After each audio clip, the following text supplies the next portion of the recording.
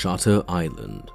Hello and welcome to our channel. Spoilers ahead. Today we're going to review the mystery thriller movie Shutter Island, released in 2010.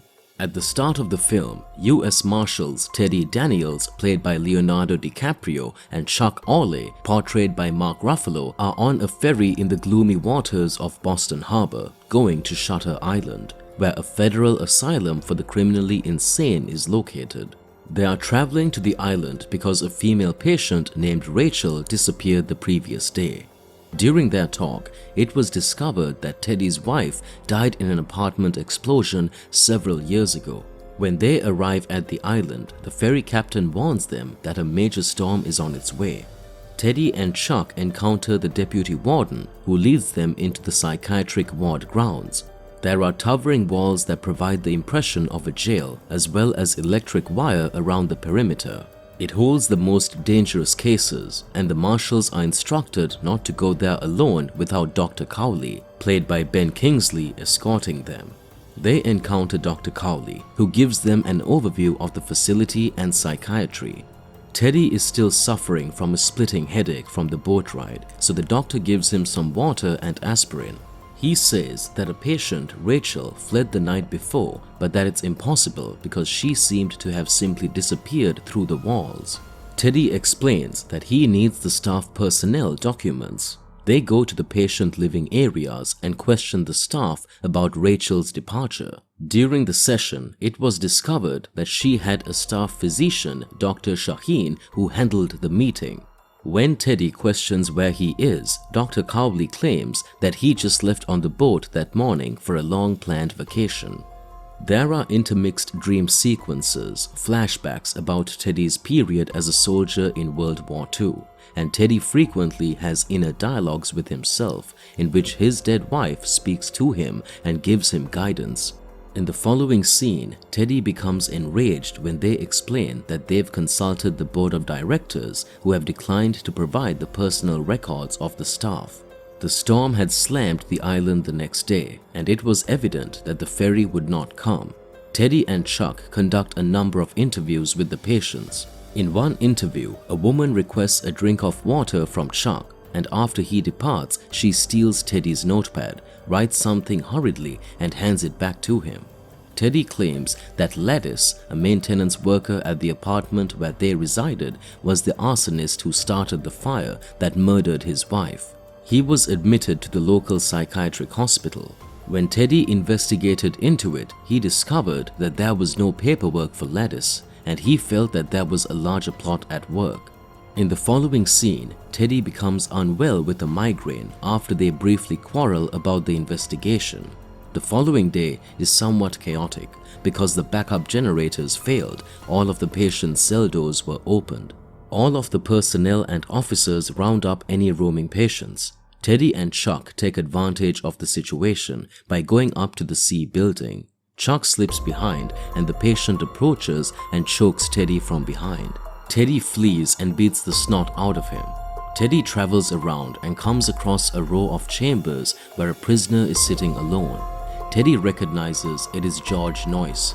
Noyce's face is bruised.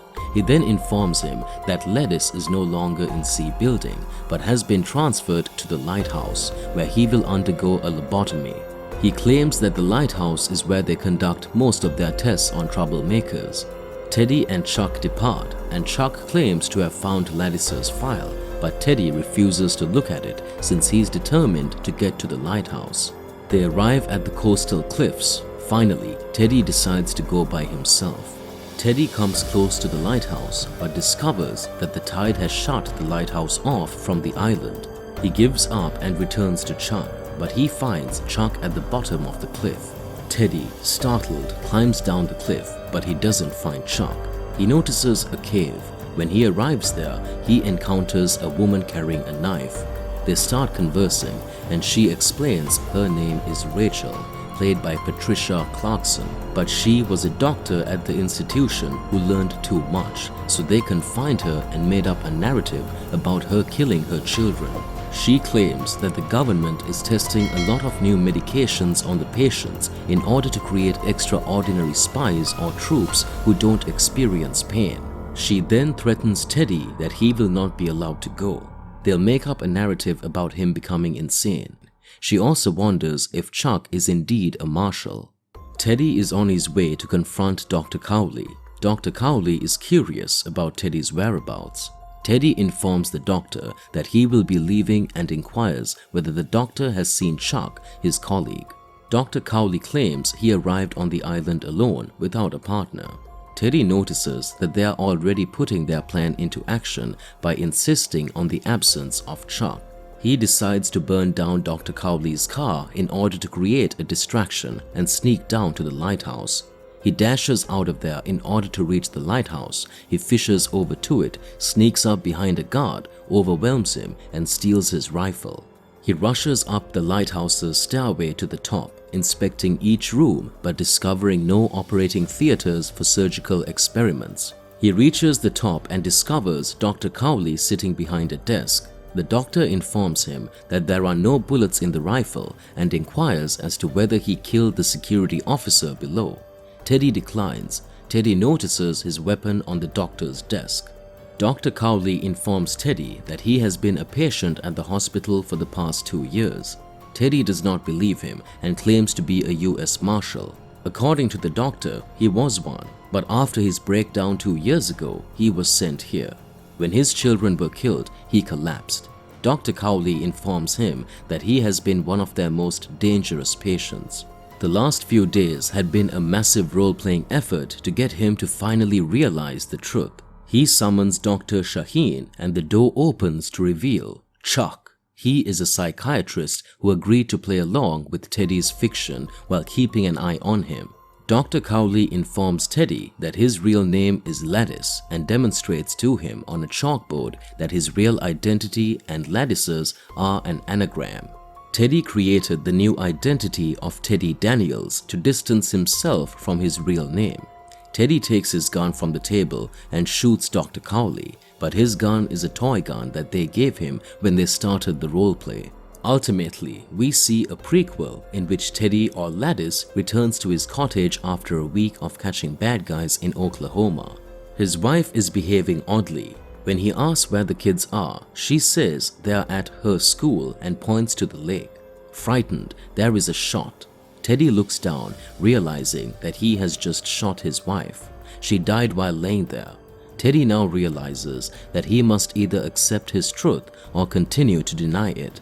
The doctor states clearly that if he cannot accept the truth, Dr. Aule will be powerless to prevent the other doctors from ordering his lobotomy. He and Chuck, Dr. Shaheen, were sitting on some steps near the hospital the next day. He asks Chuck what their next step should be, and Chuck responds, "What do you think, boss?" Chuck gives a nod to the other doctors. As a result, by the end of the movie, he is acting out the fantasy rather than living it. He is adequately cured. The movie ends here. I hope you enjoyed the recap. Please like the video and subscribe to the channel for more. Thank you.